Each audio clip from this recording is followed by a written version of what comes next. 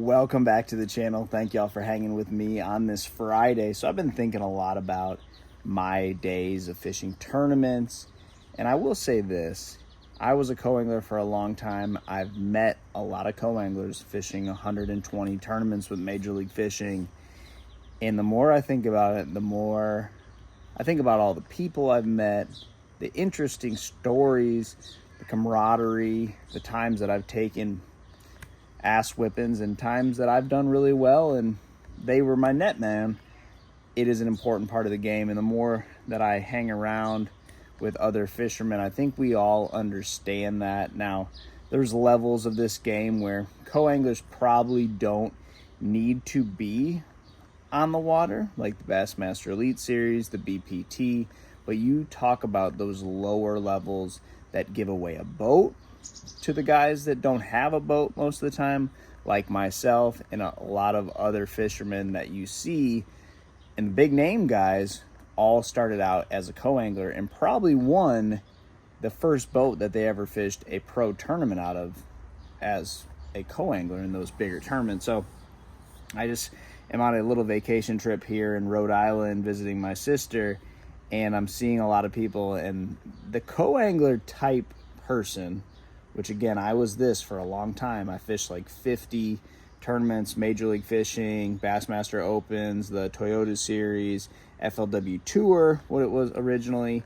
And I did that for years, like from 2009 to like still was fishing some of those in 2018. So almost 10 years.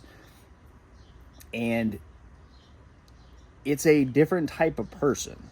You know, it's typically someone that has a boat, you know, that is a big customer to the fishing industry and a big customer to these bigger organizations, and they've kind of been just pushed out on the street. And like me and a lot of other people have said, man, this is where we got our start. We owe a lot of to where we are to be able to fish tournaments all the time, to have boats, and to have a in the fishing industry. We gained that through being co-anglers. So it's such a big part of this game. And again, I get it.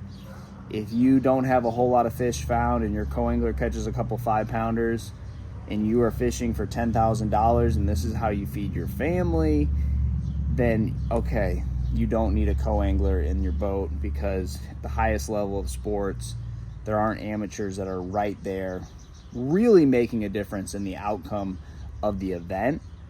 But to the guys that aren't paying all their bills fishing, that co-angler part is such an important part for the fishing industry, for the tournament organizations, the dollars and cents, every part of it, to the small bait companies.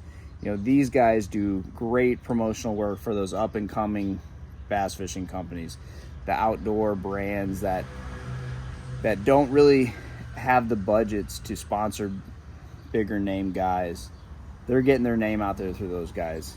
You know, the discount programs and all that, I understand it. That's another thing that the big name pros, that they're not a huge fan of. But look, if you want to get your baits out there and you're a small startup company, what better way than to start giving some baits to these guys that are just starting out and get some product tested and get a little bit of exposure in the process. So the more that I think about this, the more I realize that it's really an injustice to everything fishing related, fishing industry, tournament fishing, and the guys that are out there doing it, that we've gotten rid of the co-anglers in the Bass Opens.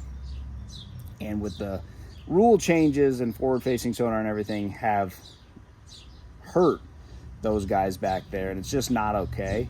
And I think we're getting to a point, typically around July and August, right before ICAST every year, the decisions are made where the tournaments are going next year, any rule changes, which we're at a point in time where rule changes are what's on everyone's mind. I know it's on my mind, and probably a lot of other fishermen that spent their 20s and teenage years in a boat 24/7 now have wives, kids, families. They can't be on the water 24/7 learning this new technology. So There's a lot of guys like me in their 30s and 40s who should fall back on all their experience from their earlier years are now required to learn all of this new technology, forward-facing live sonar that really doesn't have anything to do with what we've learned the last 20 years.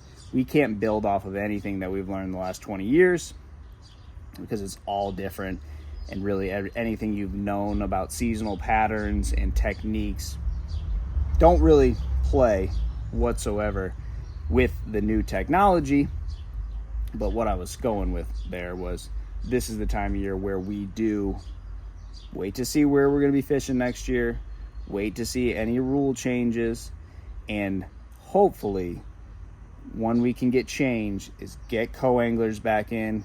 These guys buy boats, they contribute to the money spent when we go to the different cities, so the tourism dollars, hotels, gas, food, fishing tackle being probably the biggest, and that is just fishing industry and everything and part of this is contributed by those co-anglers that we just don't have. So bring the co-anglers back. We know we need them. We've never been able to do this without them. And if you are one, or you were one, or you want to be one, that is such a big program. And I think anyone that's been around this game long enough understands that maybe not at the highest level, but at that lower AAA level and under, you've got to keep those guys along, and you got to keep it right and fair and keep those guys happy as well, because they are a internal customer to everything in the outdoors. So thanks for watching, guys, and I'll see you on the water.